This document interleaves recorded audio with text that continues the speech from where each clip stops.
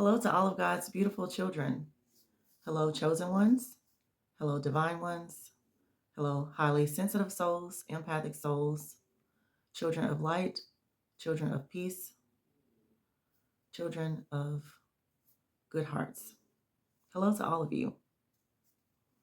Do you ever find yourself wondering why certain people garner a lot of attention?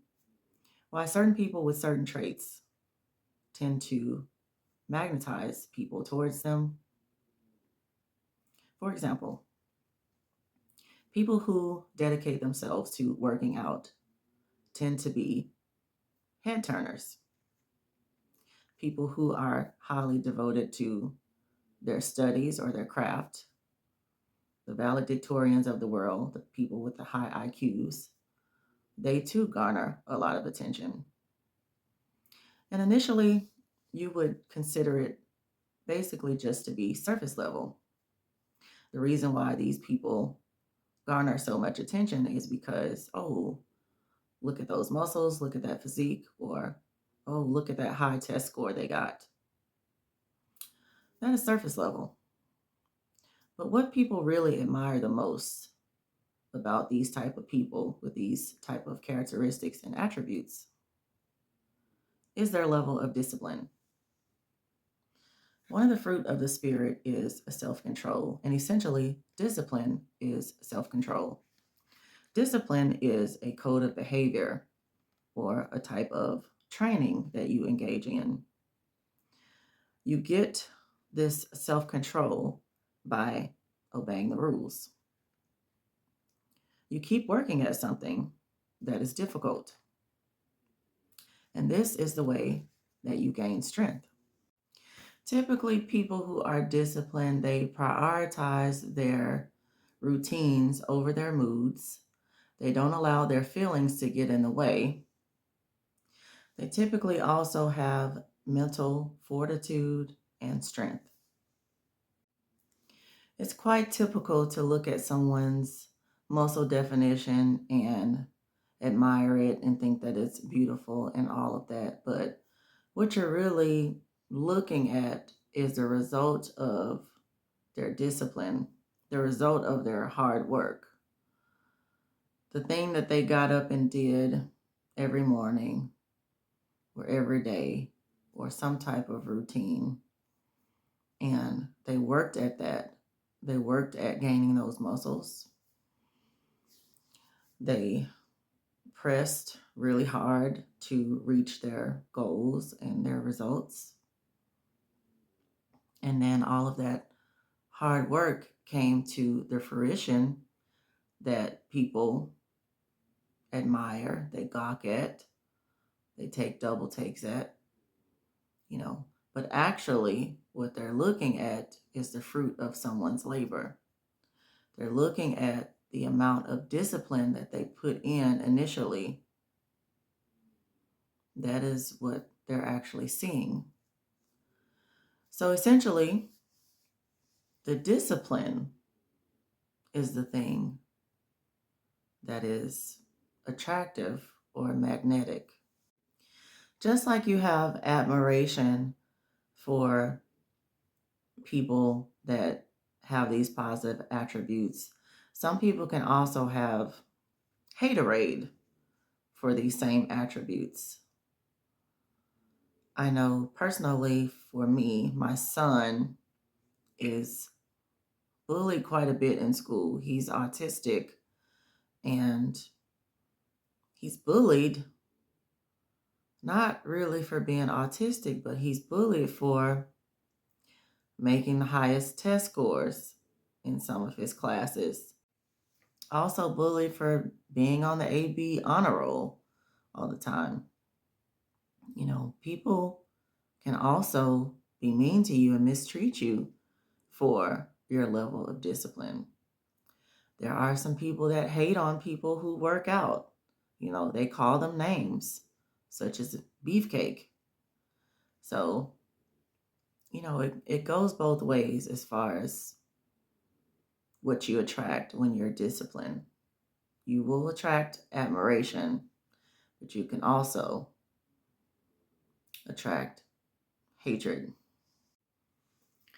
There's a song by ZZ Top that says, "Every girl's crazy about a sharp dressed man."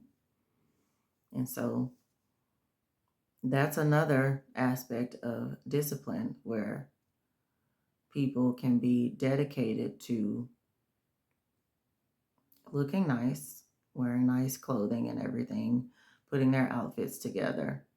This is something else that turns a lot of people's heads when they see people dressed really well, accessorized really well. Those are things that are magnetic, if you will. But those are also things that require discipline.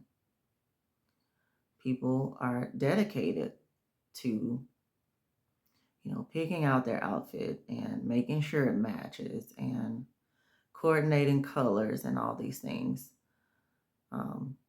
Making sure their clothing is pressed and all of that.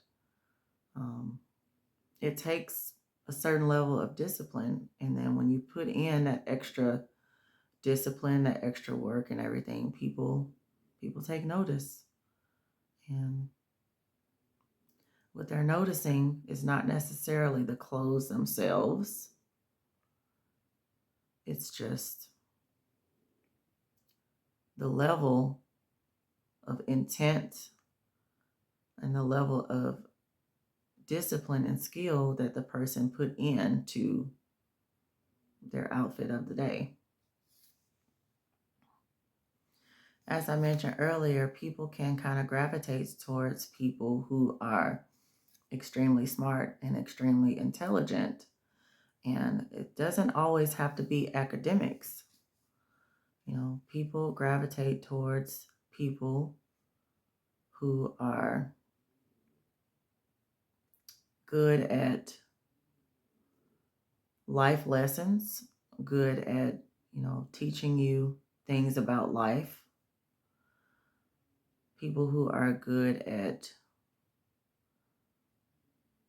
teaching about the Bible. So lots of preachers and ministers, people kind of gravitates towards. People are attracted to, magnetized to certain people that have those type of attributes that go along with intelligence. It represents discipline. You see a person that is dedicated to studying, whether it's studying the Bible, studying a certain subject area, it puts you in a different place to where people can kind of look up to you, if you will. Another thing that causes people to be intrigued or to pay attention is when they see someone who is disciplined as far as being able to pray and being able to fast. That gets a certain amount of respect from people, being that you know how to deny yourself. You know how to bring your flesh into submission. Those type of characteristics are admired by other people. People who devote themselves to God can garner both good and bad attention, if you will. Some people want to come close because they want to glean from those people, and then some people come close because they want to tear down or they want to try to separate you from God. So it's basically like a two-edged sword. Another thing that people pay attention to is when you have self-control over your tongue.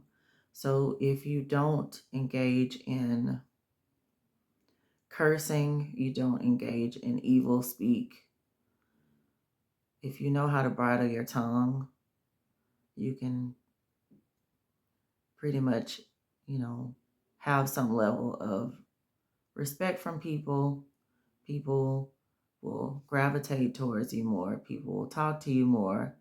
You will find yourself being a magnet for people that want to come up and talk to you. They want to tell you their life story.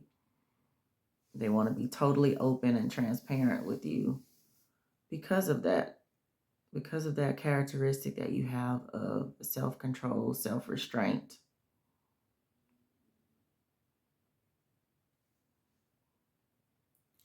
People who are well-spoken can also come into a room and command the room with the way that they speak. You know, people recognize discipline. Another thing that people find magnetizing is your ability to abstain. And to abstain from indulging in fleshly activities. And what I mean by that is bedroom activities. Lots of people respect people that are abstinent. And then you have some people that don't respect that and they want to try to push that person off of their stance on abstinence. They will try to tempt that person, you know. So, like I said, you get both admiration and hateration. If you are hardworking and diligent, lots of people will be attracted to you for that reason. You know, they will admire that quality about you. You know, they will be in awe of it. Some people will try to get close to you and try to glean from that, see how they can work hard too. A lot of people will be inspired by the fact that you work hard. And then you will have some people out there that will try to use you because you're a hard worker, try to take advantage of you. They see that you finish a pile of work very fast, and they'll come and bring you their pile of work. And then they'll bring you someone else's pile of work. You know, how much wood could a woodchuck chuck if a woodchuck could chuck wood? That is how hard workers are sometimes treated. I remember when I was in college and I would write an essay for class, or I would write a 5-page paper. We had to write 5-page papers and essays in college quite a bit, especially in business class. And some of the students got wind of the fact that I was good at writing, and then I got good grades from writing. And some of them would come to me with some pretty interesting propositions, like offering to pay me money for me to write their paper for them. And I said, absolutely not. Not trying to get expelled, for one thing. And for two, the teacher knows my style of writing. So it's not like I can write a paper for you and the teacher not know about it. You can very well have crowds of people following you, but not everybody in that crowd is going to be for you. Jesus had multitudes of people following him, but not every person in the crowd was actually for him. Not everybody was coming to touch the hem of his garments. There were some people in that crowd that were coming to snatch his garments off him and cast lots over them. There were some people in the crowd that came to hail Jesus and shout, Hosanna, Hosanna. And some people came to nail him to the cross. One minute people will say, Hosanna, Hosanna, and the next minute they will say, crucify him, crucify him. If you are a disciplined person, or a person that has several characteristics that come from discipline, I will say, remember the source. Jesus is your reason for being as disciplined as you are. Jesus is the reason you have the strength to be disciplined. So always remember to lift up Jesus, because Jesus said, if he be lifted up, he would draw all men unto him. Discipline is essentially striving for the crown. 1 Corinthians chapter 9, starting at verse 24. Do you not know that those who run in a race all run, but one receives the prize? Run in such a way that you may obtain it. And everyone who competes for the prize is temperate in all things. Now they do it to obtain a perishable crown, but we for an imperishable crown. Therefore, I run thus, not with uncertainty. Thus I fight, not as one who beats the air, but I discipline my body and bring it into subjection, lest, when I have preached to others, I myself should become disqualified. According to 1 Corinthians chapter 7, Satan can tempt you or try to tempt you if you exhibit a lack of self-control. So it's best for us to practice obtaining that fruit of the Spirit that is self-control or temperance. Not everyone was happy about Jesus having great discipline. When Jesus went in the wilderness and fasted for 40 days and 40 nights, Satan wasn't particularly impressed or excited about Jesus's level of discipline when he was fasting. Satan took that as an opportunity to tempt Jesus, to try to get over on him and take advantage of him, to try to dethrone him and take his place, to try to make it seem like he was more intelligent or more knowing. The same thing with the Pharisees, the Sadducees, and the scribes. They weren't impressed with Jesus's teaching and preaching. They felt like they knew more, and they came to challenge Jesus, asking him all types of questions, trying to conflict with what he was saying, trying to prove him wrong. They thought they knew more, and they saw him as a threat. So if our Father went through that as a disciplined person, if you are a disciplined person, you can expect to go through some of that same persecution. In some aspects, people will hold you up in high esteem, and in others, they will try to tear you down. Yes, discipline is attractive, but you will have to pay attention to what types of things you are attracting and what type of people you are attracting with your discipline.